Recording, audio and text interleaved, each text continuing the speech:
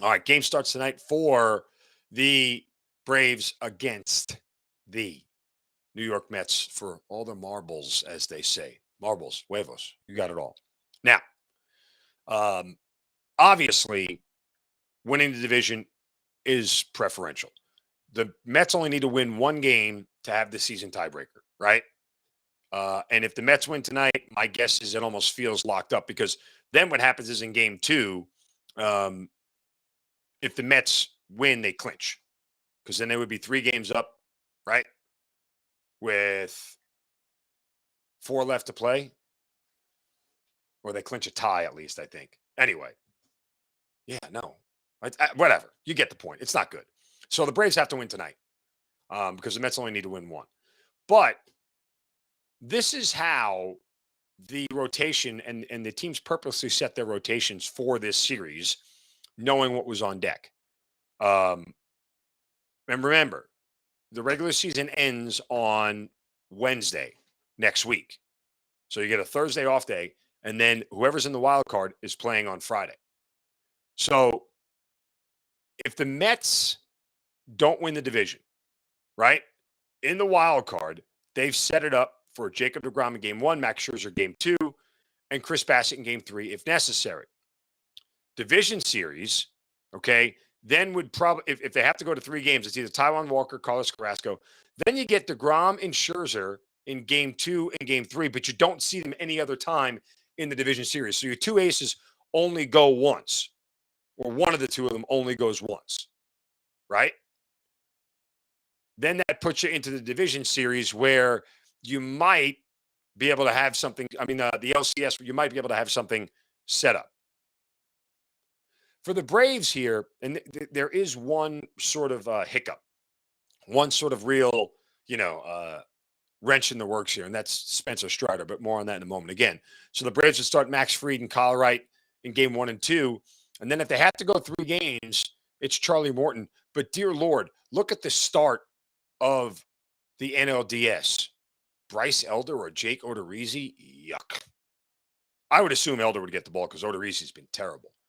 But here's the real rub for the Braves and why they have a little bit of an advantage over the Mets if they don't win the division. So all won't be lost. Max Fried, Kyle Wright. Let's just say they go to three games. It's Charlie Morton. In reality, what Brian Snitker could do is hold out Spencer Strider for game one of the NLDS. Or what he really does is pitches Strider in game three if it gets there, okay? Because that's probably the best guy on your staff to go. And that way you could start Morton in game one and come back with Fried and Wright in game two, right? I mean, that's the one ace in the hole that Snitker has here. And what's on the line for this series is that if he doesn't start Spencer Strider in game two of the wild card round, if the Braves don't win the division, then guess what? Now, if the Braves win the division, that is huge because it gives Strider a whole week, an extra week to get ready. Because game one of the NLDS doesn't start until Tuesday, October 11th, as opposed to Friday, October 7th. So if he is able to go, and again, if Strider is able to go in the NLDS and have to skip over the wild card round, which again might be the plan, I think that's the smartest way to play it. Oblique injuries are very, very weird. All he could do is throw 2 innings and it could restrain itself and you're done. Then you're forced playing a bullpen game in a playoff game, which is not what you want to do. At least it's not ideal.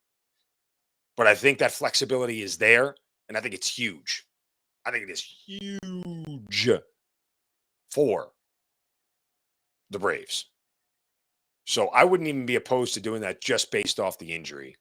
Although I've said repeatedly, Strider should be the game two starter of any playoff series that you're in. I 100% believe that. I said it back in July. I 100% believe that still. All that said, with the injury, you have to play things a little bit differently. And if you want to play them differently, guess what? Leave him till the LDS.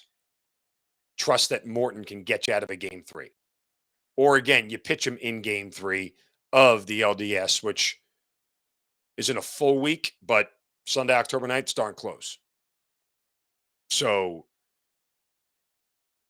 that's how it sets up. And that's really what's on the line is the rest of the playoffs. Because I don't think the loser of this series and who gets the wild card, their chances of getting out of the LDS are very, very slim. I don't like it. You got to go up against either the Dodgers or the Mets again, um, without your aces going, one of them at least going twice in a 5-game series. So you get 3 of your 5 starts with your best pitchers. It's a real, real tough road to hoe. You're going to have to go beat a pitcher you shouldn't beat, and that's tough.